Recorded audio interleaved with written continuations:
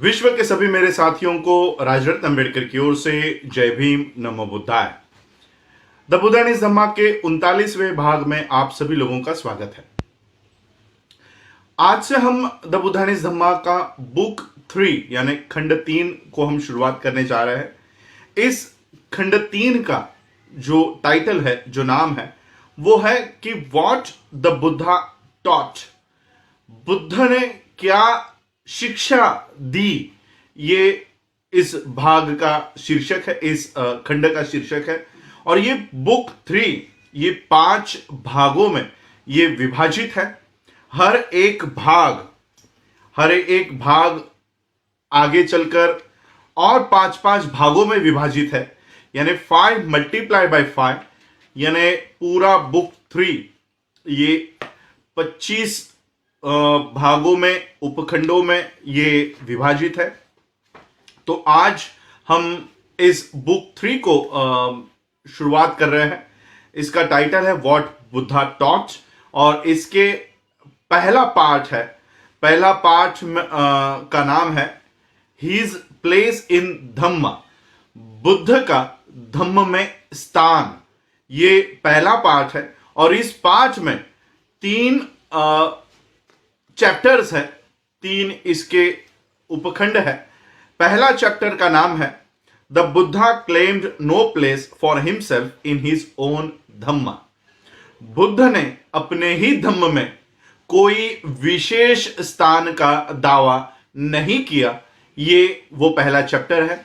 तो चलिए हम आज से द बुद्धा इज धम्मा के तीसरे खंड को शुरुआत करते हैं। और तीसरे खंड का पहला भाग और पहले भाग का ये पहला चैप्टर कि बुद्ध ने अपने आप के लिए धम्म में कोई स्थान का दावा उन्होंने नहीं किया। तो चलिए आज के भाग को शुरुआत करते हैं। क्रिश्चियन धर्म में यीशु ये क्रिश्चियन धर्म के मसीहा होने का यीशु ने दावा किया। और सिर्फ मसीहा होने का दावा ही नहीं किया, बल्कि उन्होंने यह भी दावा किया कि वो भगवान के गॉड के पुत्र है, गॉड्स सन। यह दावा उन्होंने किया कि वो भगवान के पुत्र है।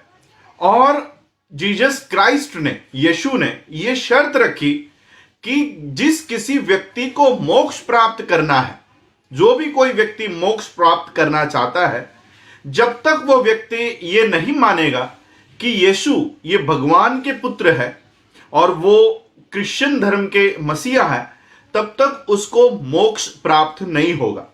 तो इस तरह की शर्त उन्होंने क्रिश्चियन धर्म में रखी और खुद के लिए उन्होंने क्रिश्चियन धर्म में एक विशेष स्थान निश्चित किया।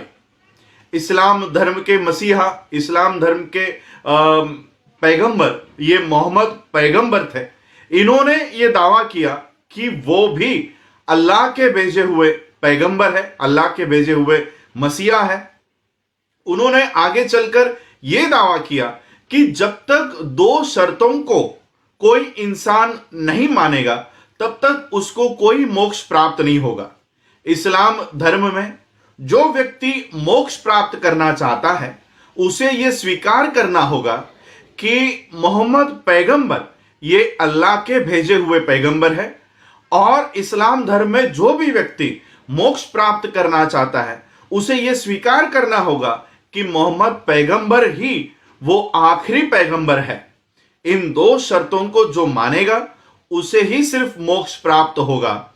इस तरह से इस्लाम धर्म में भी मोहम्मद पैगंबर ने खुद के लिए एक विशेष स्थान प्राप्त कर लिया।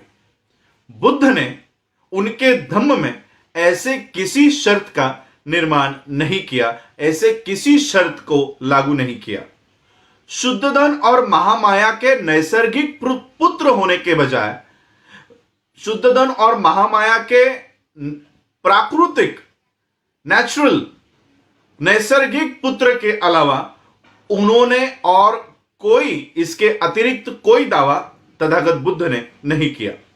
जिस तरह से मोहम्मद पैगंबर और यीशु ने मोक्ष प्राप्त करने के लिए शर्त रखी, उस तरह से तथागत बुद्ध ने बुद्ध के धम्म में ऐसी कोई शर्त नहीं रखी और ना ही उनके ही धम्म में, खुद के ही धम्म में खुद के लिए कोई विशेष स्थान तथागत बुद्ध ने खुद के लिए रखा।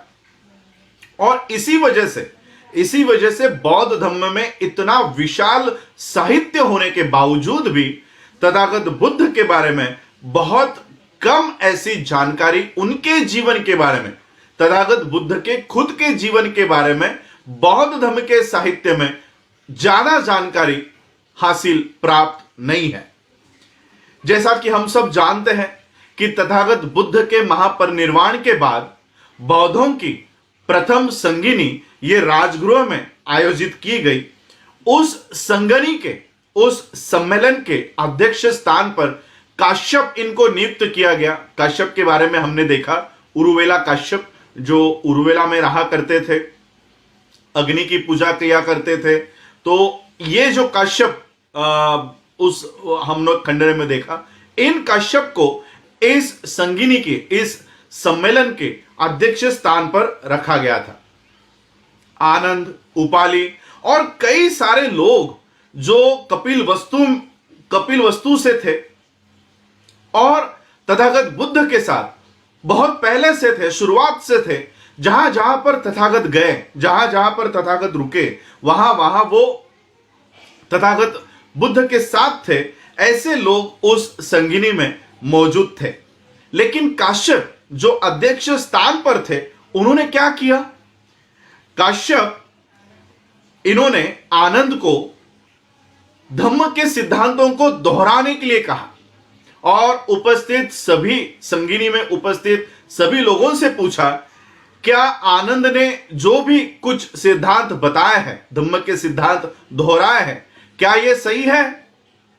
क्या ये बराबर है? ऐसा प्रश्न, ऐसा सवाल उन्होंने उस संगिनी से किया, उस सम्मेलन में उपस्थित बौद्धों से किया।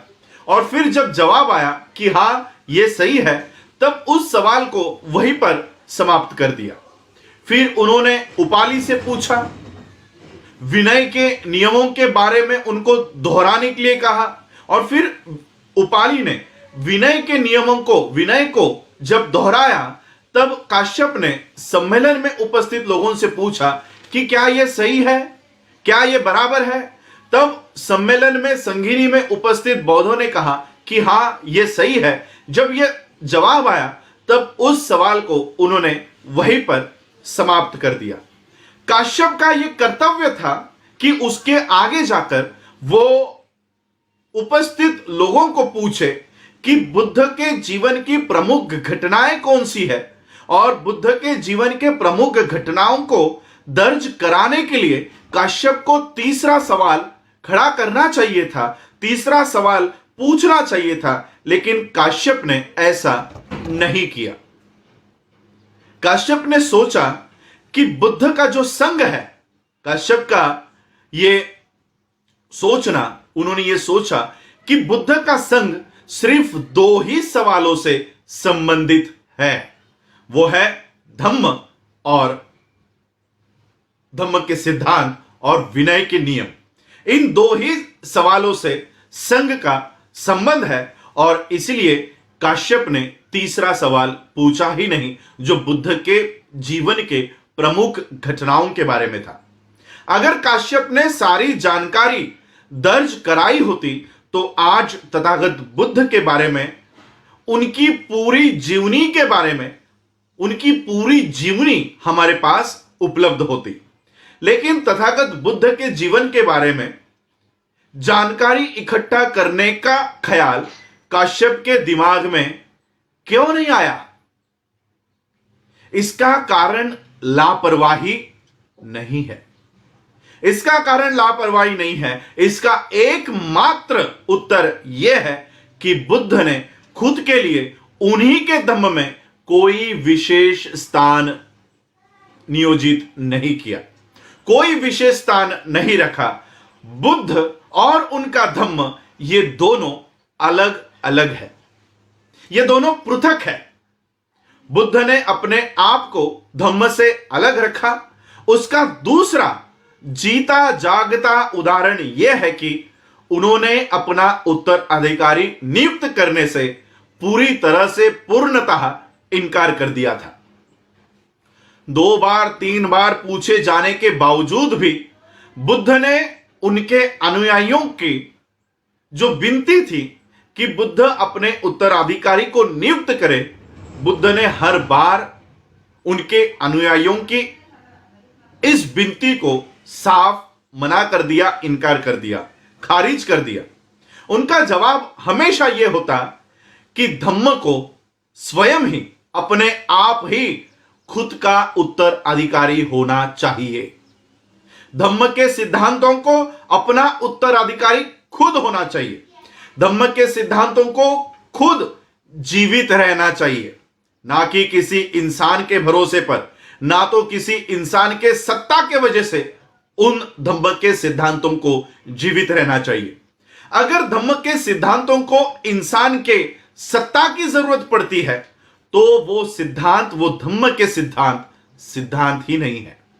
तो वो ऐसे सिद्धांत कोई सिद्धांत नहीं है। अगर धम्म के सिद्धांतों को, सत्ता को, अगर धम्म के सत्ता को, धम्म के राज्य को लागू करने के लिए हर बार धम्म के संस्थापक का नाम लेने की विनती करनी पड़ती हो, नाम लेने की जरूरत पड़ती हो, तो ऐसा धम्म ही नहीं है। ऐसा धम्म ही नहीं है। खुद के लिए धम्म में अपने स्थान को लेकर तथागत बुद्ध का यह दृष्टिकोण था, और इस तरह से तथागत बुद्ध ने अपने आप के लिए उनके ही धम्म में कोई स्थान का दावा नहीं किया। अपने आप के लिए किसी स्थान का नियोजन, किसी स्थान की निश्चिति तथागत बुद्ध ने अपने ही धम्म में नहीं की। अगला चैप्टर बहुत बड़ा है, लेंदी है, इसलिए मैं आज उसको आपके समक्ष नहीं रख पाऊंगा। तो कल हम देखेंगे कि तथागत बुद्ध के धम्म के, उन्हीं के स्थान के बारे में, कि उनका धम्म में, हिज प्लेस इन धम्म, तथागत बुद्ध का धम्म में क्या स्थान है, इसके बारे में जानेंगे अगले एपिसोड में। आज आप लोगों ने मुझे सुना, उसके लिए आप सभी लोगों का आभार, धन्यवाद। जय भीम, जय भारत, जय बुद्ध।